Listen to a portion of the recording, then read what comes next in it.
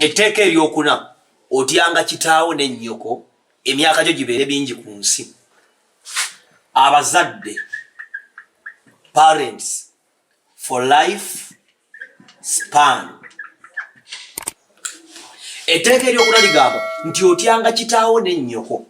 Tusookera ku nnamba eyokuna. Olugendo lw'omuntu mu nsi lufundikira mu kinnya ekiriko ensonda nnya. Era ne baga nti nsonda nnya. Ekirala, obulamu bwaffe bulabikira mu nsonda nnya ez'obulamu. Ne tuba ne financial corner, ne tuba ne physical corner, ne tuba ne spiritual corner, ne tuba ne social corner. So, number 4 is among many a number of creation. Kati otyanga kitaawo ne nnyoko emyaka gyo gibeere mingi ku nsi. Etteeka lino lye lyokuna Katonda lyayogera. Mulimu ekigambo life, ne mubeeramu ekigambo span, length, from point A to point B.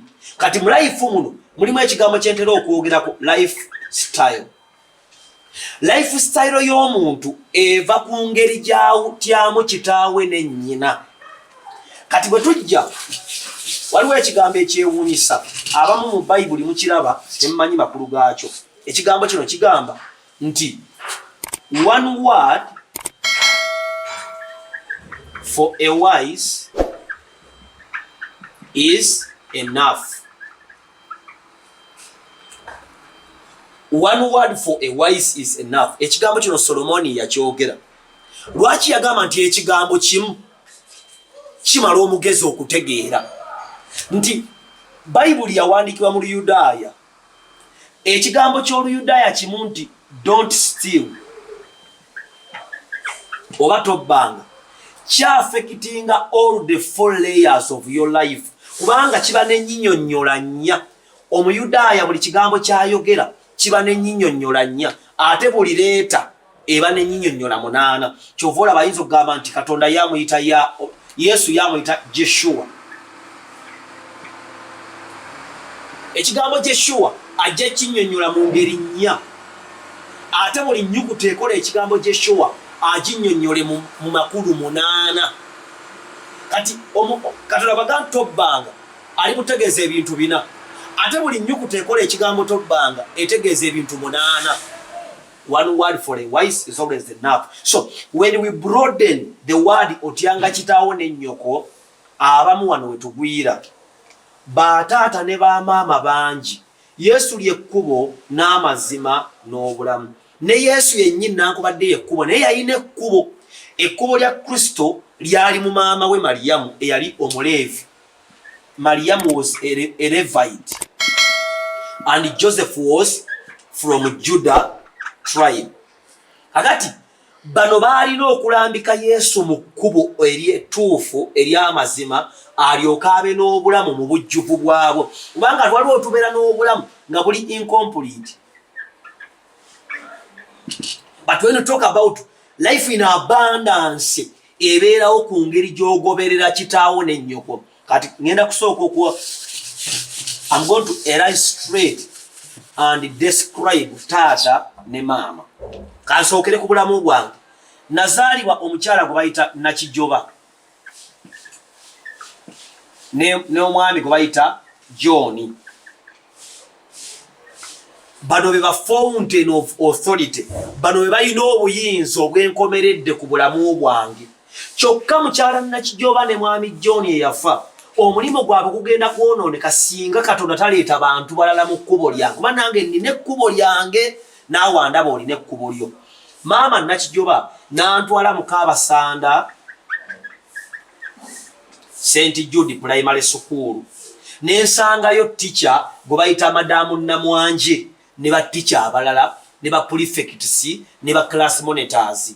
Kati maama Nakijoba akutta obuyinza abuwadde abalala. Kuba bwe mbeera ku ssomero sibeera mbuyinza bwa mukyala Nakijoba, mbeera mbuyinza bwa administration na administration y'essomero. Kakati bwe nyooma administration y'essomero nakubanga abasomesa prefect wamumanyiranga class monitor, obwo buyinza kirasi monitor abeera maama wo ne taata wo ba prefect babeera n'obuyinza obaweebwa essomero ate ng'obuyinza bonna buvaayirirwa Katonda. Kati kitegeeza maama owokubiri ge masomero gyendaze bwe nava Kabasanda ne bantwala Ekibengo primary school. Maama nali mu kuwaayo obuyinza. She's transferring power, but actually I know obuyinza obwenkomeredde ku bulamu bwange ye Katonda wange ow'okunsi. Nantwala Ekibengo primary school nensangayo mukulu Kawuka Bruno, nensangayo Bawaggali, nensangayo Filimoni, nensangayo Madamu Nalwadda, nensangayo ba prefects, nensangayo ba class monitor Senyondo tribe ne Nayiga Jacent, nensangayo abantu ab'enjawulo. Kakati bwe mala P7 ne bantwala Rutunku Community Polytechnic. Lwaki mama bino lwaki mama wange si yabikola? Kubanga mu kkubo lyange bwe nzijja nkula mulimu abantu ab'enjawulo abanvunaanyizibwako okunfuula omusajja agaseggwanga era anaabeera n'obulamu obw'omugaso. Bwe bantwala Rutungu Community Polytechnic mwaka wa 2007 nensangayo Madamu Rose Byaruhanga, nensangayo Mr. Matovu Mathias, nensangayo Mr. Bazanya Frederick, nensangayo Mr. Ampalanyi, nensangayo baba prefect omwali Barnabas, nensangayo Abagambe Moses, nensangayo administration. Kyokka maama ono ye yantwala. Ekibuuzo bw'oba ogamba nti nnyoko ye mukulu ennyo lwaki tobeera wa nnyoko kati? Bwenve Rutungu President Museveni n'atekinga charge kubanga taata wange yafa n'atekinga obuvunaanyizibwa bwa taata okutandika okumpeerera nenzija mu Kampala nengenda kuwumukaati era jiri agenda kubasiza bakalangu kawumukaati nengenda kuwumukaati School of Journalism and Mass Communication nensangayo mikwano gyange be nasoma naye abamu kati nkola nabo waliwo abali ku UBC baayibula bonna Ibula Ike Mukasa Balwamiti Alex Muhangi abantu ab'enjawulo twasoma no ku Bafifida Queen nensangayo Mr. Ogwero Charles nensangayo ne Mr. Onyango Jofule ne administration yayo. Bwenva ku Radio Simba bwenva wano nengenda ku Radio Simba 2013 nengwa mikono gya Mulangira Ndawusi kubanga bwe nali omuto nagamba nja kukola n'Endawusi. Kati Ndawusi n'afuuka ne taata Museveni ne taata Rutungu waliyo taata ne wano taata ne maama ne wano taata ne maama.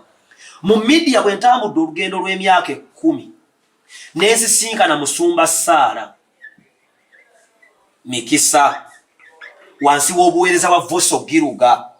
Ndawusi kyampadde Musumba si kyampa. Musumba kyampadde Umukati si kyeyampa. Umukati kyeyampa eno yali technical bansomesa kuzimba. Bano bansomesa kuwandiika n'ebirala. Ono yanzaala n'ankuuma emyaka 14 ginamalirako P7. Olwaleero olw'okulambikibwa kwa Ndawusi Musumba Sara n'ekkanisa ya Voice of Giruga olwawo Mukati Lutunku Kibengo n'ensinkana Amisi Kigundu n'ensinkana Maama Rebecca Kadaga n'engenda ku BBS Telefina nengena ne Simon Semwogerere nensangayo mukulu Kigozi Jjo ebiseera ebyo nensangayo Semba Jjo nensangayo Semba Jjo Patrick Salongo kichengezaako kulaga maama ne taata is a wide concept. Tugenda ku kigambo ekya one word for a wise is always enough. Nti otyanga kitaawo n'ennyoko kigazi mulimu ba landlord gwe nasooka okuba naye Makerere mu Kikoni bamuyitanga mukulu Kato ne wabaawo Salongo ba landlord we weewunye lwaki land kuliko road kuliko akagambo kano ate abamu tunyooma ba landlord tunyooma ba kirasi monitor tunyooma ba chairman erosiwa abo bonna bali mu kkubo lyo ba maama ne taata. Amisi Kigundo omulimo gwankoledde Musumba Sara sigwankoledde Radio Simba sigwenkoledde President Museveni sigwankoledde kyokka kati wano wali obuzibu era wenfundikirira nawo tabu eri wamu gye tugamba the line of command and authority. The arrow starts from Mukyala Nakijoba mami wo waddala Mrs. Nakijoba netambula bweti eva wano bano bazadde babaddala ekoma ku presidenti ne mukyala we olwayo mugati na Mrs. Janet.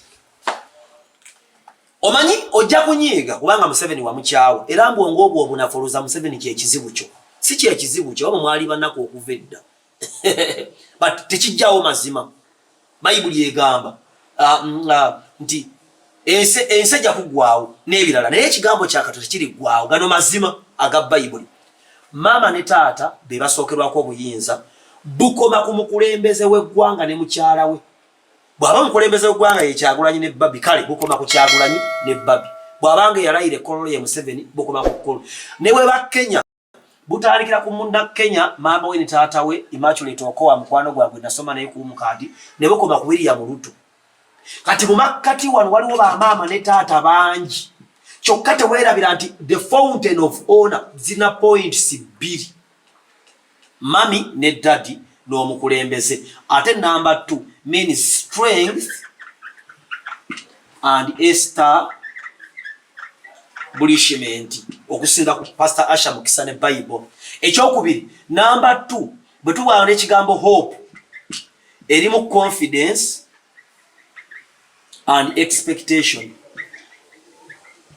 So tegeera kino nti point y'obuyinza etandikira ku mami ne daddy neekoma ku mukulembeze. Kati kyabulabe nnyo okulaba abavubuka abato n'abantu nga banyoomerera omukulembeze kubanga munnabyabufuzi ayinza okuba tamanyi Katonda, ayinza okuba musamize, ayinza okuba musiru, ayinza okuba mugwagwa atalina magezi nga n'okumusinga omusinga naye Katonda golowooza Museveni okukulembera eggwanga emyaka 4 akulembera ku bubwe oba olowooza omusinga amagezi. Kati kyova olaba tewali mugagga atassaamu mukulembeze kitiibwa taliiyo. Abaavu b'osanga nga bavuma Museveni muzigo bwabwe n'enkwawa ezijjudde omwoya. Omanyi bannayuganda bazibu tewayaze buliri olina ebiku olina obusefuliya mafumbire obuugi buddugala olina TV zonna zikutte enfuufu n'entebe zikutte enfuufu onenya Museveni enseemulemi. Kati bw'otagobera maamawo nojja nga ogobera ne bano mu kkubo lyo paka lw'otuuka ku obulamu bwo bugenda kubeera bwa wansi. Kati ffe ababitegedde mutulinde. Dr. Tiamalimba agamba always with time ojja kunnoonya atukola ki Katonda ndi musajja mulokola ababuulira amazima ne munvuma n'enkomawo era nkolimira kapalaga baby Michael Kakande wonna wooli ekikolimo kino kikugweko leero kubanga waleko onvumi. Ayi Katonda tunuulira kapalaga omuvunaane ne byalekanga nkozi obivunaane kubanga ndi muweerezaawo ye takuweereza. Nze Dr. Tiamalimba. Beloved, again, Asha Mixer is my name, and I come to you here on Volongoto. God bless you. Shalom, Uganda. Shalom, the nations. Yanjagala okukola ku Sara olwenge jempulya mu mutima gwange. I am married with a beautiful wife, Mori Mixer, perfect, and 4 children. But I'm telling you, even my family is not perfect. Yes, it's not perfect. Tuba n'ebintu ebyenjawulo byetutambuliramu bitudiringa nabyo naye mu kisa kya Katonda buli lunaku Mukama at perfecting, and that's the faith. So saga olowooza nti olwokuba nze ndi eno amaka gange gabeera mu ggulu. No, nagange gali ku nsi, and we are troubled. We have things that we deal with, beloved. We strive to walk in harmony and agreement. Bible gamba two cannot walk together unless they have agreed. So I want to believe with you, Jolly. Oyinza okuba nga olinako emitawaana nga owulira ne patana wo oyagala kumutabusi, owulira oyagala akuviire, owulira nga oba kiggwa ddi kitegeerekeka. I can understand where you are, but I also have the truth of the word of God, that God is the joiner. Katonda yetu, he who joins is only God. He joined you and your partner. So mitawaana gino gyebulina ekizokuba gya school fees, bya sente, and many things happen in the family. Let me take this minute and I pray with you. I'm telling you, God can move mountains. Yes, He can. Not because we are that perfect, but because we are believing in Him who is able to form perfection of our lives. So kasabeko nawe gwaita mu mbeera z'amaka ng'olina ekintu olina osanga toyinza na kigamba muntu n'omu ng'okisirikidde naye nga kikukaabya amaziga naye nga weetaaga Katonda oba olina embeera nga you can't even disclose it to your closest. I want to pray with you. Mulinnya lya Yesu Kristo Katonda yatonda eggulu n'ensi.